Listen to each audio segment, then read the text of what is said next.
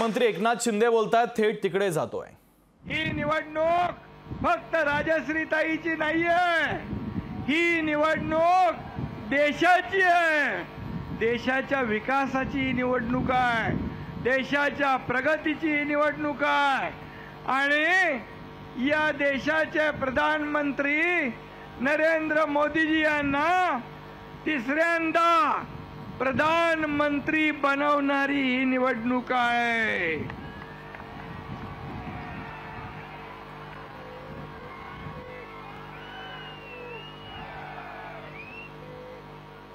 आणि या वाशिमने, यवतमाळने बाळासाहेबांवर प्रेम केलेलं आहे, शिवसेनेवर प्रेम केलंय।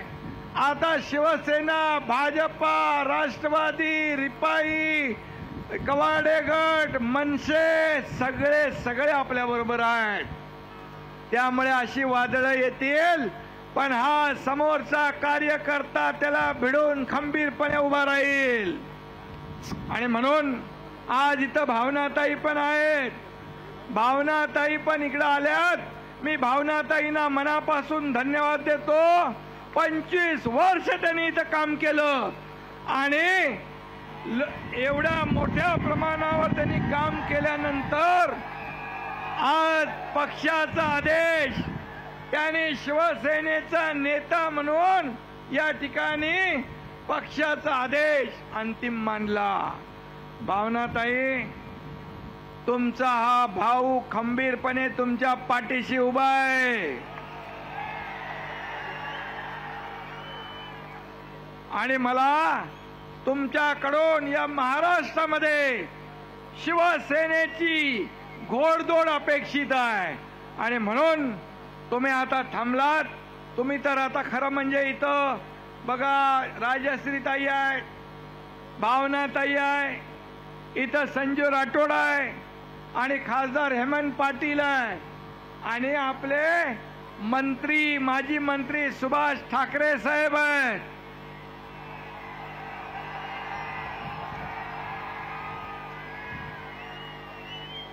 आणि भारतीय जनता पार्टीचे सर्व पदाधिकारी इकडे आहेत, आमदार इकडे आहेत, सर्वजण।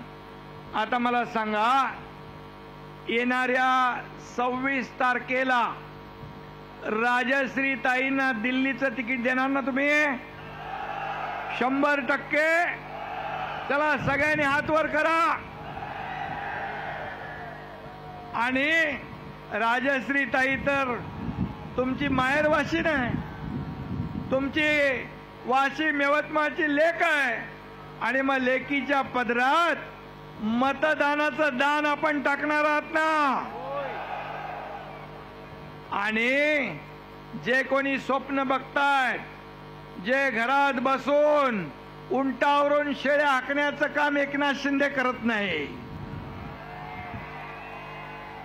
Face to face, Facebook live हा एकनाथ शिंदे करत नाही, फेस टू फेस काम करतो।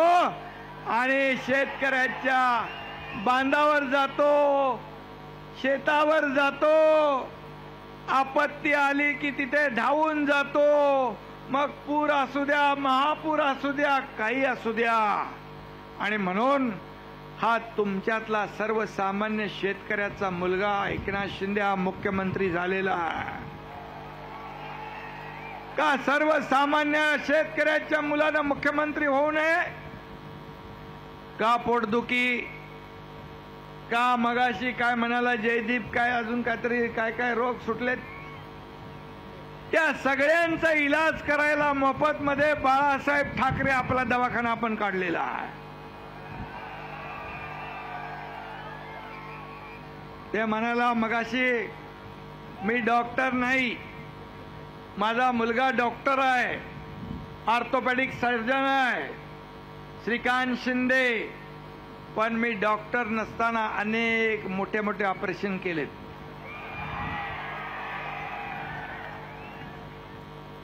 काही लोकांचे गळ्यातले पट्टे उतरले,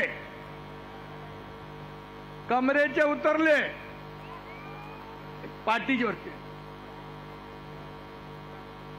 आणि आता सगळीकडे फिरू लागले हे जर पहिले फिरले असते तर कशाला आम्हाला हा निर्णय घ्यावा लागला असता?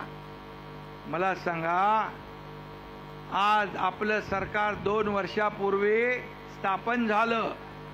ठाकरे साहेब, तुम्ही सांगा, 2 वर्षापूर्वीच राज्यातला कारभार कसा होता?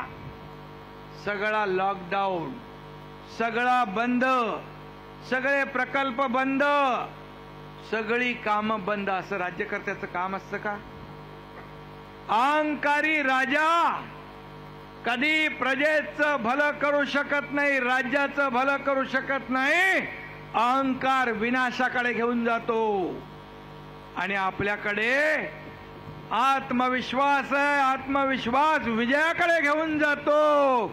आणि म्हणून आपण पाहतोय, बघा, गडगडाट, तुमच्या गडगडाट समोर गडगडाट बंद झाला.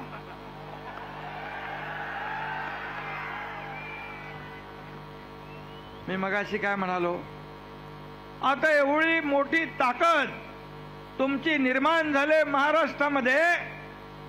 आणि मी आहे, देवेंद्रजी आहेत, अजितदादा आहेत, आणि सोबतीला आमचे सर्व सहकारी पक्ष आले.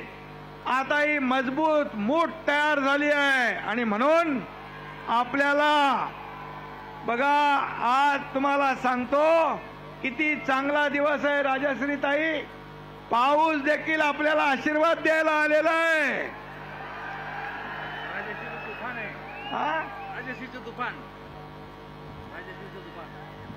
राजश्रीताई पण एक चांगल्या वक्त्या आहेत. त्यांचं भाषणात मला ऐकायला भेटलं नाही. वक्तृत्व आहे, कर्तृत्व आहे. खरं म्हणजे ते यापूर्वीच खासदार व्हायला पाहिजे होत्या.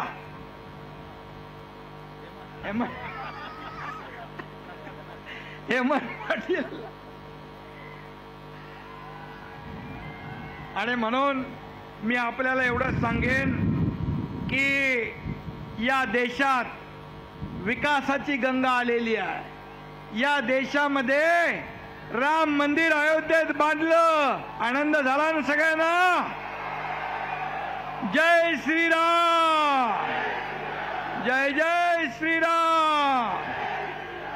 आणि म्हणून आज आपण पाहतोय, त्यांना सगळे टिंगल करत होते, मंदिर वही बनाएंगे, तारीख नहीं बताएंगे. पण मोदीजींनी मंदिर पण बांधलं, तारीख पण सांगितली, उद्घाटन पण करून टाकलं. आणि करोडो करोडो राम भक्तांचं आणि हिंदू हृदय सम्राट बाळासाहेबांचं स्वप्न कुणी पूर्ण केलं? मोदीजींनी. आणि हे आपले उबाटा म्हणत होते, एका शिवसैनिकाला मुख्यमंत्री करणार, शिवसैनिकाला पालखीत बसवणार. परंतु ते स्वप्न मोदीजींनी पूर्ण केलं. आणि स्वतःच पालखीत बसले बोलणारे, स्वतःच खुर्चीत बसले. आणि बाळासाहेबांनी ज्यांना सांगितलं होतं या काँग्रेसला लांब ठेवा, एक काँग्रेस माझ्या पक्षाची होऊ देणार नाही, त्या दिवशी माझं दुकान बंद करीन, कोण बोललं होतं? मग बाळासाहेबांच्या विचाराशी प्रतारणा कुणी केली? बाळासाहेबांचे विचार कुणी सोडले? बाळासाहेबांच्या विचाराची बेईमानी कोणी केली? या महाराष्ट्रातल्या जनतेशी बेईमानी कोणी केली? मग बेईमान कोण? बघा, मी नाही बोलत. आणि म्हणून मी आपल्याला एवढं सांगतो, आपण जो निर्णय घेतला तो महाराष्ट्रातल्या जनतेच्या मनातला निर्णय घेतला. म्हणून जर मी चुकीचा निर्णय घेतला असता तर तुम्ही एवढ्या संख्येने, हजारोच्या संख्येने आला असता का? तुम्ही पाठ फिरवली असती. बोले एकनाथ शिंदे चुकीचा वागला, पण मी आपल्याला सांगतो, मी या राज्याच्या हितासाठी, या राज्याच्या विकासासाठी, या राज्यातल्या प्रत्येक माणसासाठी माझ्या शरीरातल्या रक्ताच्या शेवटच्या थेंबापर्यंत लढाई देईन. मला काही अपेक्षा नाही. मला या राज्याचा सर्वांगीण विकास करायचा आहे. आणि म्हणून माझे सहकारी देवेंद्रजी, अजितदादा, आमचे सहकारी मित्रमंडळात, मंत्रिमंडळात सहकारी आणि आम्ही सर्व आमदार या ठिकाणी काम करतोय. आणि म्हणून आज मी सुभाष ठाकरे साहेबांचं मनापासून धन्यवाद देईन की त्यांनी आज निर्धार केलाय. लोकशाही मराठी ऐका, पहा, जागरूक रहा.